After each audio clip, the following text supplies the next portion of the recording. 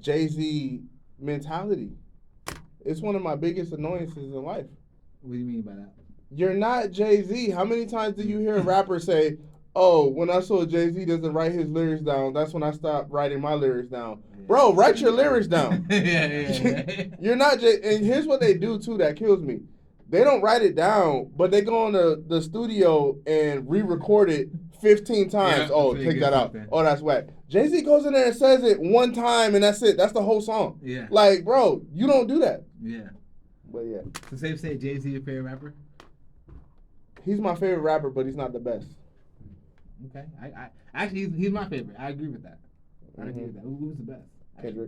Kendrick. Oh.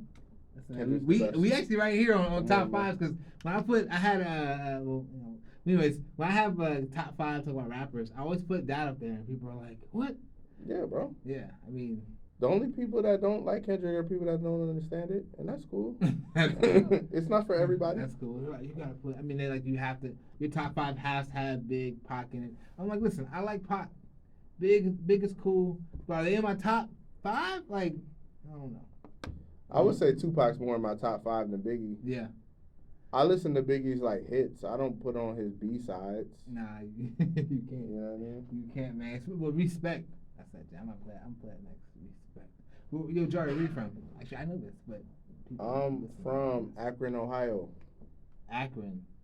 Something in the water there, huh? It is.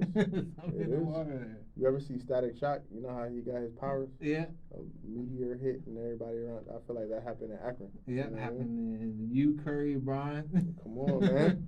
Come on, man. That's a good list, man. So this is funny because I think like we talked about earlier, man. I've known you for 8 years. Damn. That's crazy.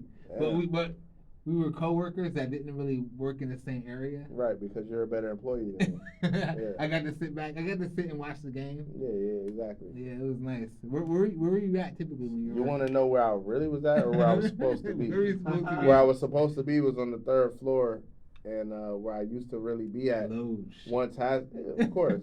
Once halftime hit, I used to go in a little Fields lounge. Where the buffet was at, where all the rich people were. Jernigan's. And Jernigan's, yeah. And then I used to go to the bathroom, the big luxury type bathroom where it's only one stall in there.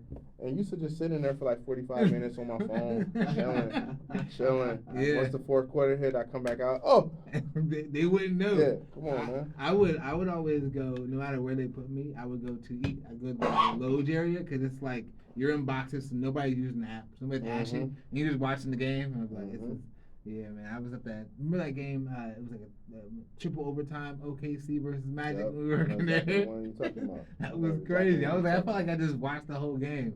Yeah, man. Nah, we were working. That was a cool job, man. If they liked you, if they didn't like you, your ass was up there by the hot dog stand. Yeah. Nah, you just watching it on TV. Type shit. That was tragic. Weird. So how'd you get started in comedy? You want the real story or the fake story? The real story is there was this girl I was interested in at the time, and I had like a bullshit job. I didn't have a whole lot going on for me. And she was like, "Yeah, you should do comedy," because I used to post on social media all the time. You should do comedy. So I told her one day, like, "Oh yeah, I'm actually gonna do stand up at Austin's Coffee." Oh yeah. This Sunday, and then that Sunday she pulled up to Austin's Coffee. And was like, "Hey, I'm at Austin's. Where are you?" And I'm like, "God damn it!" So then I just went in there and was just I had some pre-written shit, just shit I would post on social media, but like a lot of shit that was just funny in my head, and I said it, and it went all right. I didn't kill, but it went good enough for other comedians to be like, "Hey man, you should keep doing comedy." Yeah, man, that's awesome. That was my first time doing it as well. And it's funny, Genesis. He hit me. He was like, "Hey man, you got to keep doing it, man. You got some good." If he told you that, then you should, because he doesn't like anybody. Yeah. Nah, and then he told me to go to. That's when he put me on Garden Room. It's back in 2017. He put me on Garden Room. A minute ago, so you should have been in the game. Yeah. You should have been in the game if he told you that long ago. Nah, but then I went to law school. Oh, okay. Of course. So obviously, save the world instead of I ain't trying to being a fucking comedian. Save my pocket. Nah, I'm getting back into it, man. It's been cool, but I had to stopped for a little bit. And so that's why I don't know what like comedy class I'm in, because when I started, it was back in 2017, and I took like a 5-year break. You in a class that don't even matter. Don't even tell me what class you're in. I just love the game. So how did Other Bar happen? Other bar stopped because you want the real story or the social media story. The real story is Other Bar stopped because a staff member there who will remain nameless, he did something that was perceived on social media to be racially insensitive, but since I know him personally, I know it wasn't racially insensitive. It was just him being an asshole. And he ran the brand into the ground with negative reviews. So they moved the open mic to Harry Buffalo, and Harry Buffalo is like a 300 seating venue. Yeah. So to make that a quality room on a Monday night, come on, it's like a fucking big ass ballroom in there. Yeah, it's a Monday night open for sports. You can't even see the stage.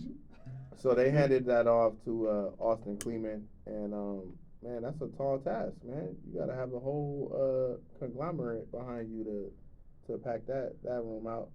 So that ended up fizzling out. And it's kind of crazy because I was in communication with Austin before the Other Bar thing happened, and we were talking about starting our own room and all of that.